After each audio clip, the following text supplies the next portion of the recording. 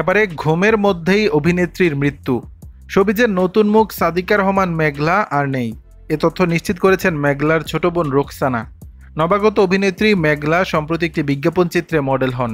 রূপালী পর্দার নায়িকা হওয়ার স্বপ্ন ছিল তার। একটি সিনেমায় চুক্তিবদ্ধ হয়েছিলেন মেঘলা। স্বপ্ন পূরণের আগেই পাড়ি জমালেন পরপারে। জানা গেছে বৃহস্পতিবার 12ই সেপ্টেম্বর দিবাগত রাত ৩টার দিকে গ্রামের বাড়িতে মারা গেছেন এই অভিনয়শিল্পী। মেঘলা ছোট বোন রোকসানা বলেছেন, 2 দিন আগে ঢাকা থেকে আপু গ্রামের বাড়িতে এসেছিল। রাতে ঘুমানোর আগে বলছিল পায়ের মধ্যে কেমন যেন করছে। তখন পায়ে তেল মালিশ করে দিই। হঠাৎ রাতে ঘুম ভাঙলে ওর গায়ে হাত পড়তেই শরীর ঠান্ডা লাগে। তখন সবাইকে ডাকি। তারপর মৃত্যু হয়েছে নিশ্চিত হই। 13ই সেপ্টেম্বর বাদ জোহর পারিবারিক কবরস্থানে দাফন করা হয়েছে।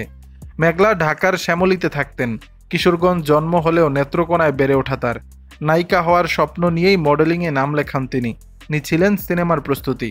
দর্শক, বিষয়টি নিয়ে আপনাদের মতামত জানাবেন নিচের কমেন্ট বক্সে।